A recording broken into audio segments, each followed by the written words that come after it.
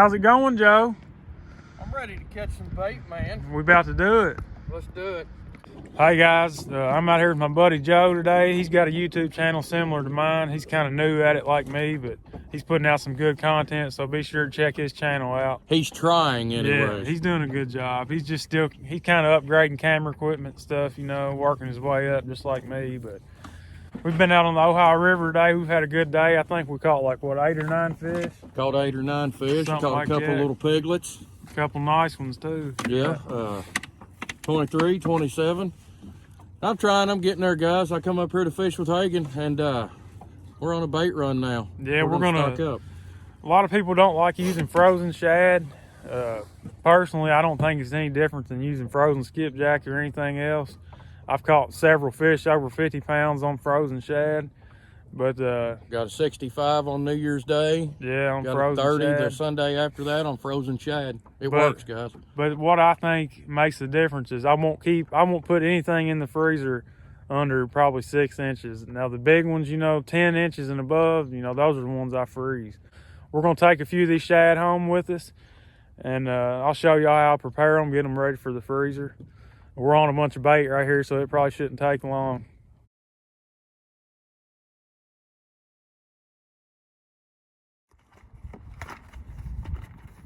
I'm gonna take my rock salt and dump it in this bucket.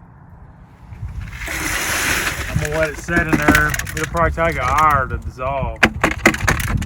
That way when you get ready to make your brine, you'll already have your salt in a liquid form and it'll start working right away. So we took our bucket of dissolved rock salt and water and dumped it in the cooler. This is about the consistency you're looking for right here. You want just enough water in there where you can get your bait down in there. What that salt's gonna do, guys, if you don't know, it's gonna bring the freezing point of that water way down. So as soon as we drop our bait down in there, it's gonna freeze it within just a few minutes.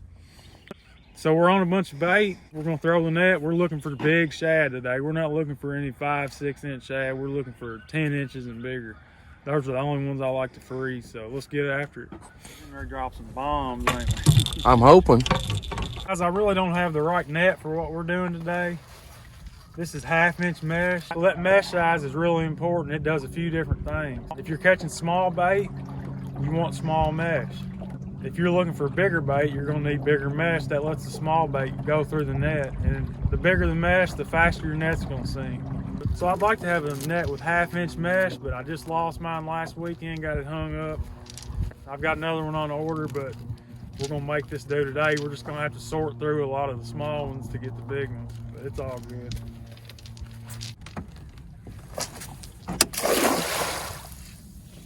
Decent spread.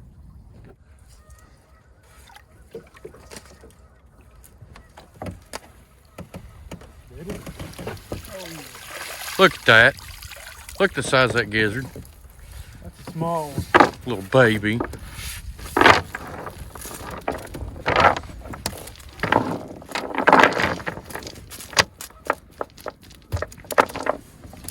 He'll freeze fine, won't he? He's probably 10 inches. It's cold.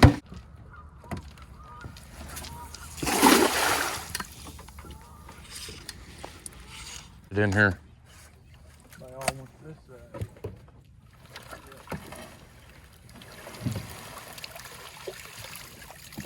There's some good ones.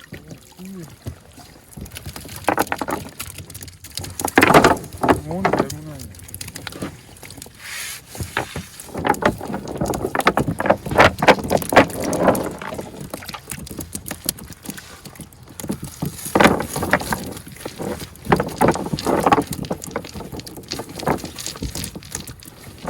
That's what we're looking for, guys. Those right there and bigger, preferably.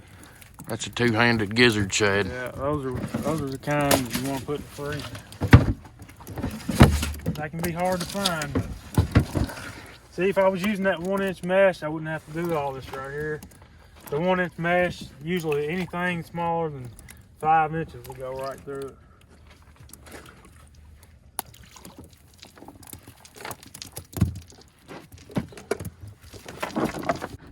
There's a bunch. Oh my God.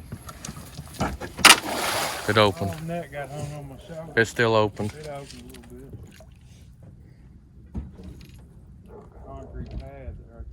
Did you hit it? We got the trolling motor got it, but we got the net in the absolute perfect spot. Don't feel as heavy as I was hoping. Hopefully we got something.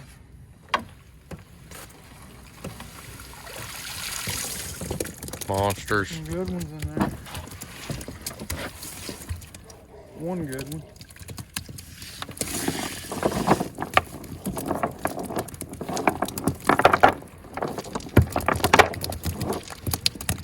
Them's all fairly big Yeah, shad. those are the ones we're looking for.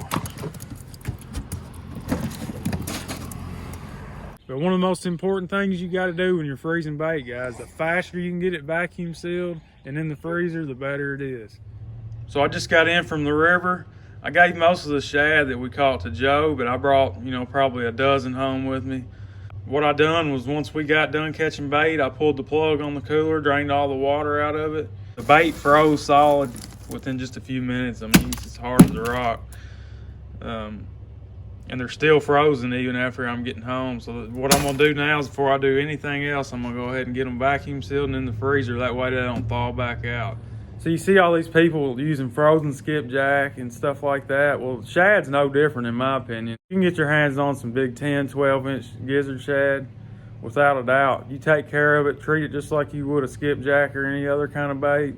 It's gonna be some good bait just like the rest of it. Now, I always prefer to use fresh bait.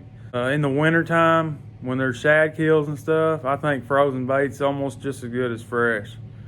In the spring or summertime, you know, you'll never catch me using frozen bait, especially for flatheads. I would never go out flathead fishing and rely on frozen bait. But I hope this information helped you guys. I hope it answered some questions. I see a lot of controversy about frozen bait. This is just my opinion on it.